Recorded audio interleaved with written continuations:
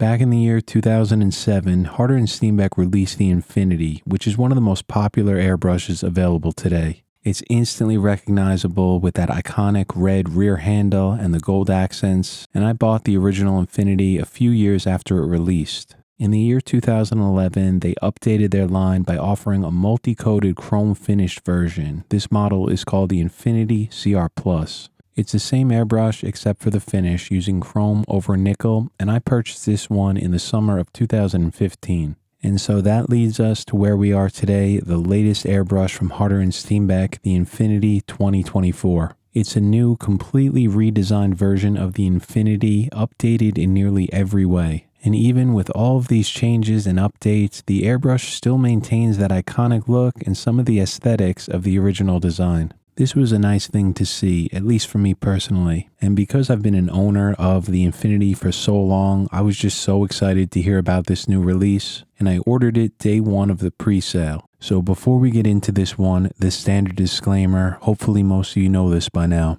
If not, I just want you to know that I do not work with or for any brand that I show or review on this channel. So what does that mean? It means that I do not accept free products to review, I do not accept payments or compensation from any of those brands, and I do not accept any sort of special discount. This is very important to me personally, so just like every other airbrush that I reviewed on this channel, I bought this new Infinity with my own money. I was obviously very interested in this new titanium nozzle design, so I did purchase the 2-in-1. And like I said earlier, I did order this from the pre-sale directly from Harder and Steenbeck. I paid $360 for it, $15 shipping, $32 tax, so the total came to just over $400 US. And of course, I will talk about the pricing, how I feel about it at the end of this video. So let's start with the objective stuff. The airbrush we're looking at today comes equipped with a 0.25mm nozzle. The most interesting thing about this design is that this nozzle is made out of titanium. And to be honest with you, I did not expect to see this at all. I didn't even know it was possible, but here it is, a nozzle machined fully out of titanium. I'm sure that all of you have watched it already, but if you haven't, make sure that you watch Harder and Steenbeck's engineering explained video on this new Infinity. It's just such an interesting and fascinating video all about the design, the engineering, and the manufacturing of this airbrush. And as a long-term customer of this brand, I really appreciate seeing things like this. The Infinity comes with a quick disconnect already attached to the airbrush, which is such a nice thing to see included in the box. And in my opinion, these are the highest quality quick disconnects available today. Just because I own so many of them, they never leak, the threads never need Teflon tape like a lot of the others do, and they come standard with Harder and Steenbeck airbrushes. And of course, this quick disconnect can be unscrewed, so if you'd like, you can connect your hose to your airbrush the traditional way if you prefer. At the back of the airbrush, we have this long rear handle, which has a large cutaway. This gives you access to the needle chucking nut and easy access to this screw to adjust the trigger resistance. If I back this off a little bit, the trigger has less tension and less resistance required to pull back. And if I tighten it down, which is my preference, that trigger is just going to have a bit more resistance. I'd also like to point out that I found that this design and the spring used just gives a ton of range. It goes from a heavier trigger feel when it's tightened down all the way to a very light and soft trigger feel at the other end when you loosen it up. And this trigger motion is just so smooth at every point, whether you have more resistance or less. There's just a lot of customization here depending on your preferences. At the back of the airbrush, we have a needle limiter here, and this one has that really awesome quick fix that's found on the original Infinity. And what this does is it allows you to preset the trigger distance by pressing on the small button on the back and then adjusting it to your preferred distance. And if you like to use these, you could set this wherever you'd like so that you don't pull too far back on the trigger and apply too much paint. Then when you want full trigger movement, you can just pull back on this quick fix that unlocks it, retracts the needle limiter, and you're right back to full trigger throw distance. Press on it again, that engages the needle limiter, and then you're right back to that original setting. It's a very, very clever design and it works great. The 2-in-1 Infinity model that I bought came with 3 cups. There's a small cup, which Harder and Steenbeck calls the mini cup. There's a medium-sized one, which holds 2 milliliters of paint, and a larger one that holds 4 mil. And both the medium and the large cups come with caps. The small mini cup does not. These cups screw into the body of the airbrush. They're not compression fit like what you'll see on the Ultra. I have the mini cup on the airbrush right now, and you can just see how small it is. I'm overextending my trigger finger here just to show how much room is available. When I'm painting normally, I don't feel cramped in there at all. It just feels very comfortable to work with. And this holds a fair amount of paint, especially when you're doing detail work. You're not going to need that much, so it's nice to have this option included with the airbrush. And if you need a bit more paint and still want room for your trigger finger, you can move up to that medium 2mm cup. And just like the smaller cup, you have plenty of room for your trigger finger, but you do have the option here just to hold some more paint. And this is what the Infinity looks like with the largest paint cup that comes with the 2-in-1 model. I love to see options like this, and it's always appreciated when these come standard with the airbrush that you purchase. So this was just very nice to see included within the packaging. The trigger on this new Infinity is very, very interesting. It has a ton of texture on it that just really locks your finger in there, and this is easily the grippiest trigger that I've ever used in my life. When you're painting, your finger is never going to slip off of this one. Now, I've only had this airbrush for 3 weeks. I've been painting with it every single day, but that's why I'm calling this video my first impressions and first thoughts. And I think that it's going to take me some time to become accustomed to this new trigger design. I'm just not used to it yet. It's so new to me that I'm not really sure how I feel about it just yet. At first, it felt a bit sharp around the edges, but after a longer painting session, it started to feel comfortable to me. The reason that I want to take my time to figure out how I feel about this trigger pad is just because I had a very similar experience with this trigger. This is the version 2 Micron trigger that came out, I guess it was like 2013, 2014. At first, I didn't like it at all. I kept switching back to the older design. And then slowly but surely, I got more and more accustomed to it, and it eventually became my favorite trigger of all time. So I'm just going to need some time to keep painting with this new Infinity trigger to give you my honest thoughts. But I do really love seeing things like this, new designs and different types of triggers. Everybody's different, everyone's going to have their own preferences, but all I know is that this one has just been a lot of fun, just getting to work with it and getting to understand this new Infinity. And the responsiveness of this trigger along with that new nozzle design is just unreal, but we'll get to that later. When you buy the Infinity, it comes in this standard Harder & Steenbeck plastic box. And the first thing that you're going to see here is the individual test sheet. So this way you know that your airbrush was fully tested before it was shipped out. The airbrush comes packaged in some foam with that nice red accent at the bottom. And on the airbrush itself is one of these 2-prong needle protecting caps. You also get a second one with a single longer prong at the bottom. And there's no threads on these, they're just friction fit. You just place it right over the nozzle cap and it's held in place. And because I purchased the 2-in-1, I received the 3 cups. And of course the 0.44mm nozzle set along with the corresponding needle. One final thing is this small little tool which is used to disassemble the airbrush. We'll talk about that in a little bit. And that's all you get in the box. Unfortunately, there's no sort of manual or documentation that comes along with it. So from here, let's move along to my favorite thing about Harder & Steenbeck airbrushes. That's their machining, their build quality. If you look at this finish and some of the individual parts underneath the macro lens, you're going to see that everything is absolutely flawless. When it comes to the fit and finish, the manufacturing, and the build quality, Harder & Steenbeck is always going to be my number one.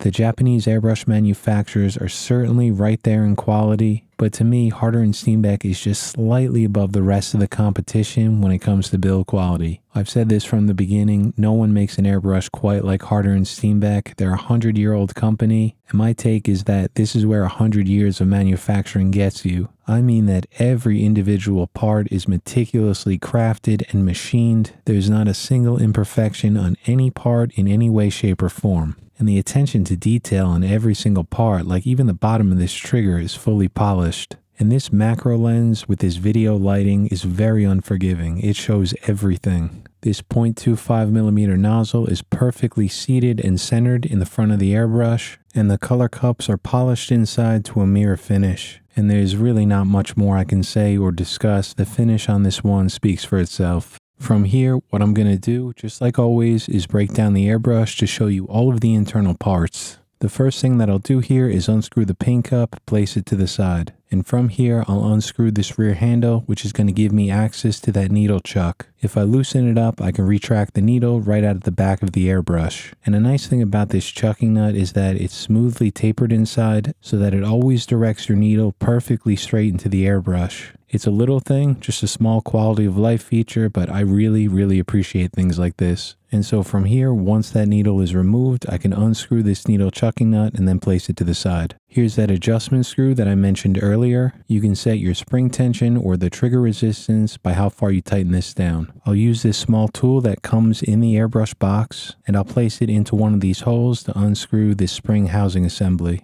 Then I'll just unscrew it by hand, and this right here is the entire rear assembly. Again, the attention to detail on all these individual parts is just so impressive. I can unscrew this trigger resistance screw, and then once that's off, you can see I can remove the spring right out of the back. And so this is the entire assembly broken down. You can see here that it consists of 4 parts. It's very easy to take apart, and the good news is you're not going to do this often. I do this like once every year, maybe once every 2 years, just to clean everything out. And reassembling it is just as easy. You can see what I'm doing here. It only takes like 2 seconds to put back together. Once this is reassembled, I'll just place it to the side, and what we're going to do here is remove the trigger from the body of the airbrush. Once the needle and that spring assembly is fully removed, this trigger just lifts right out of the top of the airbrush. And you can see it here with that lever or X center connected to it. Just a very complicated trigger. And what I mean by that is the machining here. There's just so much going on in this small part. I know I keep bringing it up, but this trigger is just another reminder to me of that phenomenal build quality that I'm seeing here. Moving along to the front of the airbrush, all I need to do is unscrew this nozzle cap and the nozzle comes right out. And here's the titanium nozzle itself. You can see it has grooves cut into it so the air flows over it. And this is a bit different from the older Infinity design. To reinstall it, I'll just place it back into that nozzle cap and then screw it right onto the body of the airbrush. One thing that really surprised me here is that I don't think they used a single part from the original Infinity. Everything looks like it's completely redesigned. And so here's just a quick side-by-side shot of the old Infinity compared to the new one. The parts on the top of the screen are from the original Infinity, and the parts on the bottom are from the Infinity 2024. You can also see here that the main body design is different between the two. And if we look at both airbrushes fully assembled, you'll notice that the new Infinity, the one at the bottom, has a much longer rear handle. The trigger on the Infinity 2024 is also closer to the nozzle than the previous version. On the original Infinity, like you're seeing here, your trigger finger just sits a little bit farther back on the airbrush. And I've always found this original design to be very comfortable. I had no complaints with it. But the update on this new Infinity is a welcomed addition. Your trigger finger just sits a little bit closer to the nozzle. And I've always found that a closer trigger like this is just a bit more comfortable and intuitive when painting detail. And one final thing before we get to the painting is just to check the weight of these airbrushes. I'm weighing both of these without the color cups. This new Infinity, the 2024, comes in at around 74.5 grams. And the previous generation Infinity CR Plus comes in at 76.7 grams. So the new Infinity is just a few grams lighter than the previous generation. From here, let's move along to the most important part of this airbrush, the way that it sprays paint. For all of these tests, I'm only using the 0.25 setup. We'll check out the larger nozzle in next week's video. I assumed that the trigger response and the paint initiation was going to be good just because of the 2024 line. I found that both the Ultra and the Evolution 24 are huge improvements over the previous generation. The trigger response is instant on this new Infinity. The paint initiates with the slightest movement of your trigger finger and it starts at the same point every single time. It was actually kind of surprising to me how responsive this trigger is. And my guess would be that it has a lot to do with that new titanium nozzle design. To me, the responsiveness of this trigger is absolutely perfect, right on par with the Micron. So let me show you a little demo here just by spraying a few dots.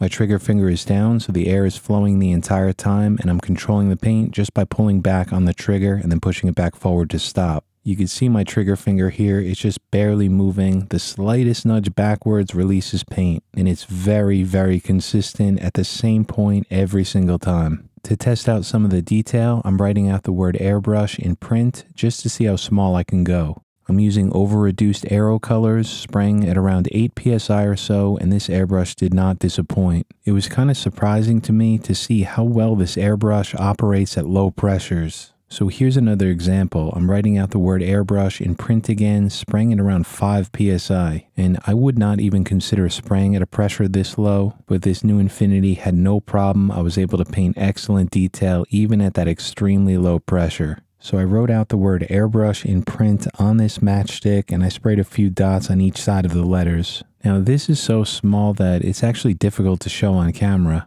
And I bet that if I spent more time on this and used a magnifying glass, I could even paint smaller letters. I don't think that's necessary, but the point that I'm trying to show here is that this is a phenomenal detail airbrush.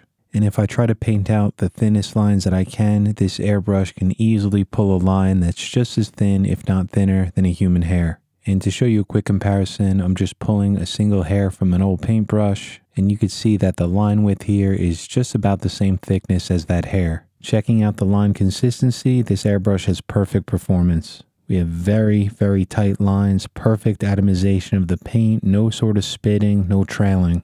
With this new nozzle design and head system, you have very easy access to the needle tip, and whether or not the needle guard is on or off, it's just very easy to clean off tip dry. There is something that is very strange about this 0.25mm nozzle that a viewer pointed out to me last week. I have water in the airbrush right now and I'm spraying at around 15 to 20 psi. The needle is retracted from the airbrush, so the nozzle is fully open. It's a normal spray pattern, but as I increase the pressure at my regulator, the pattern starts to narrow. And this begins around 35 to 36 psi. And if I continue to increase the pressure, the spray pattern returns to normal. So there seems to be a range on this airbrush from around 35 to 42 psi where the spray pattern narrows. Anything above or below that pressure, the spray pattern returns to normal.